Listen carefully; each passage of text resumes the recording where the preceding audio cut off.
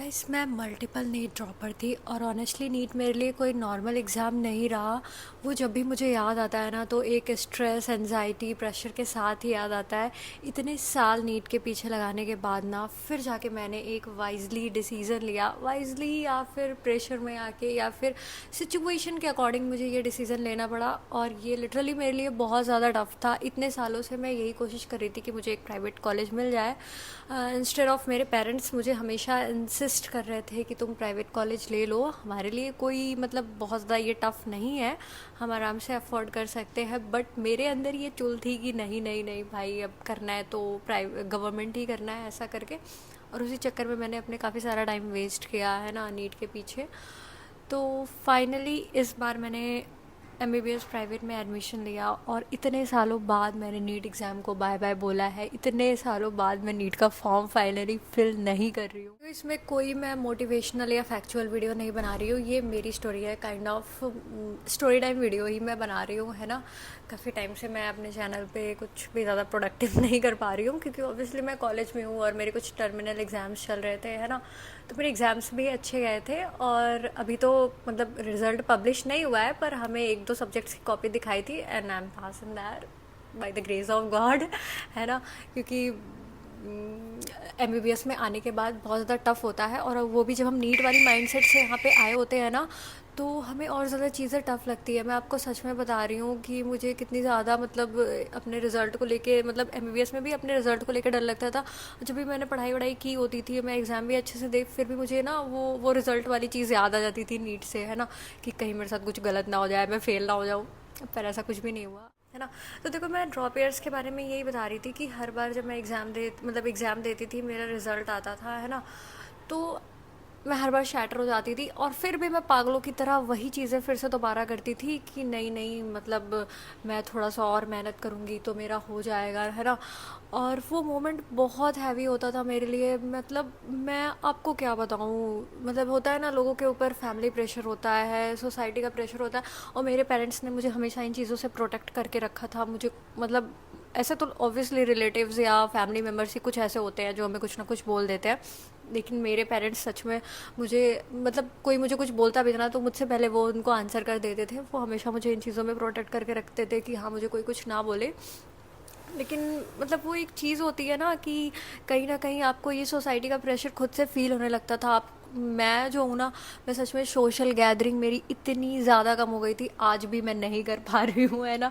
अब तो मेरे ऊपर ये सारी चीज़ों का प्रेशर भी नहीं है, नीट एग्ज़ाम भी नहीं है, पर फिर भी ना मुझे सच में बहुत ज़्यादा डर लगता है लोगों को फेस करने में। मेरा बिल्कुल भी मन नहीं करता कोई मुझसे बात बात करे, और खुद से इनिशिएट करना तो भूल ही जाओ भाई, मेरे लिए बहुत दूर की बात है। मैं यही अकेले रहना चाहती हूँ, अपने कंफर्ट जोन में खुश रहती हूँ, कॉलेज जाती हूँ, थोड़ा बहुत पढ़ लेती हूँ और उसके बाद वीडियो वीडियो बना लेती हूँ और सो जा। कुछ बातें उन लोगों के लिए भी जो अभी नीट का मतलब एग्ज़ाम दे रहे हैं, तो उनको सच में मतलब ऑनेस्टली अपना प्रिपरेशन करना चाहिए और उसके बाद जो भी उनका रिज़ल्ट होता है उसको एक्सेप्ट करना चाहिए। बार बार इस ड्रॉप वाले लूप में फंसने के लिए तो सच में मैं बिल्कुल भी एडवाइस नहीं दूंगी, क्योंकि ऑब्वियसली जब आप किसी चीज़ से, मतलब आप किसी चीज़ को देख लेते हो ना, तो आप चाहते हो कि और लोग ये गलती ना करे दोबारा। तो सच में मैं बार बार मैं अपनी वीडियो में ये चीज़ बताती हूँ, है ना, कि इस लूप में मत फंसो। ये बहुत ज़्यादा प्रॉब्लमेटिक हो सकता है आपको बाद में ना, मतलब ऐसे इतनी ज़्यादा स्ट्रेस, इतनी ज़्यादा ओवर थिंकिंग, इतनी ज़्यादा एनजाइटी होगी ना, और आप ये चीज़ें किसी से शेयर भी नहीं कर पाओगे। आपको लगेगा, मतलब लोगों को ऐसा लगेगा ना कि आप सिर्फ बहाने बना रहे हो, किसी को समझ में नहीं आती है दूसरों की प्रॉब्लम, है ना।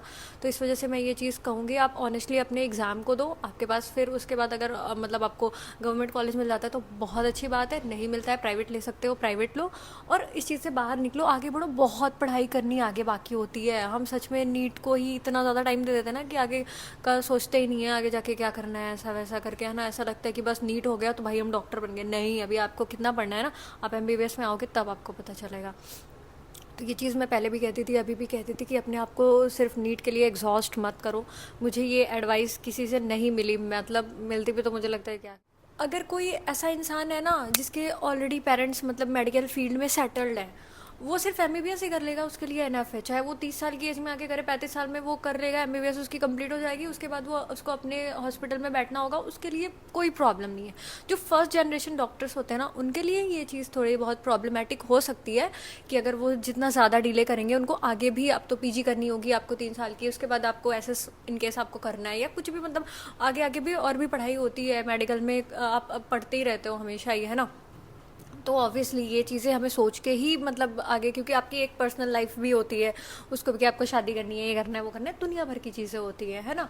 तो सब कुछ डिसाइड करने के बाद, जैसे मेरे को पता था कि मेरे पास अभी एनफ इतना टाइम है कि मैं प्राइवेट कॉलेज से लेने के बाद भी मैं आराम से कर सकती हूँ। मैंने वो फेज़ भी फील किया है ना, जहाँ पे मैं बहुत ज़्यादा कंफ्यूज थी, और एक टाइम पे मैंने अपने आप से ऑनेस्टली बात की, और मतलब अपना, मेरे लिए प्राइवेट कॉलेज लेना बहुत ज़्यादा टफेस्ट डिसीजन था, क्योंकि मुझे बार बार ऐसा लगता था कहीं मैं अपने पेरेंट्स के ऊपर बर्डन तो नहीं बन रही हूँ, है ना।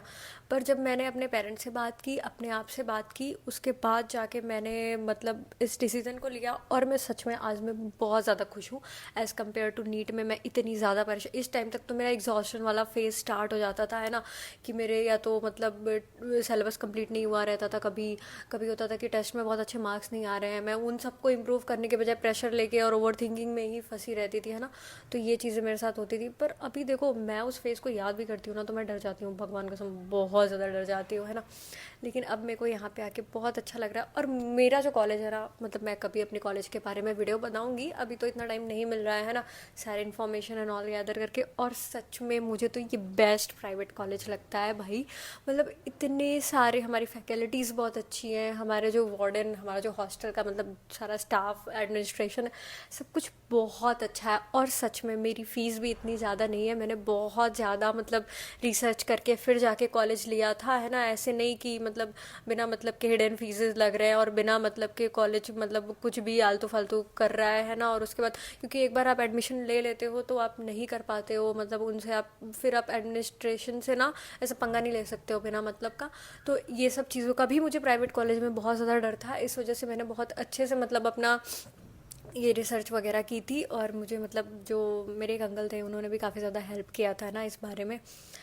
और उसके बाद फिर जाके मैंने अपना ये कॉलेज फाइनल किया था, और मैं इस कॉलेज से भी बहुत ज़्यादा अब तो खुश हूँ भाई। मतलब पढ़ाई वढ़ाई भी अच्छी होती है, तो सब कुछ अच्छा लग रहा है ना। और ऐसे हिडन फीस वीस जैसा अभी तक तो कुछ भी नहीं है, और आई होप आगे भी नहीं हो। कभी कभी मुझे ये लगता है ना कि मुझे मतलब अपने ड्रॉप ईयर्स में और अच्छे से ट्राई करना चाहिए था, तो शायद मुझे प्राइवेट कॉलेज नहीं लेना पड़ता, है ना, मैं गवर्नमेंट कॉलेज में पढ़ती।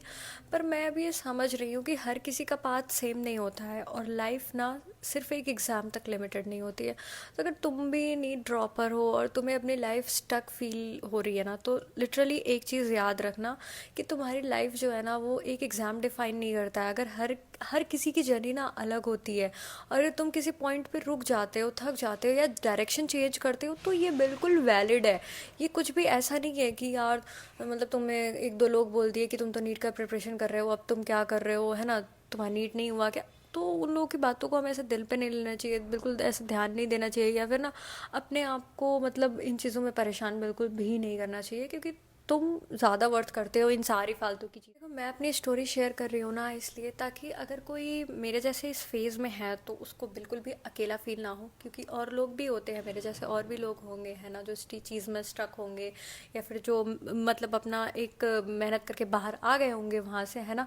तो अपने आप के ऊपर भाई थोड़ा प्रेशर कम करो, और सबसे ज़्यादा इंपॉर्टेंट ये है कि तुम अपने साथ ऑनेस्ट रहो, अपने फैमिली मेम्बर्स के साथ चीज़ें शेयर करो, है ना। तो फिर लाइफ अपने आप कहीं ना कहीं तुम्हें स्पेस देती है, तुम्हें तुम्हारे लिए चीज़ें ईजी हो जाती है ना। और जहाँ तक लगे आसपास के लोगों की बात, फ्रेंड्स की बात, तो उसको हमें नहीं इतना ध्यान देना चाहिए, तभी तुम आगे कुछ कर पाओगे। नहीं तो वो हर एक बात में तुम्हें कुछ ना कुछ बोलने वाले लोग तो फिर रहते ही है ना हर जगह।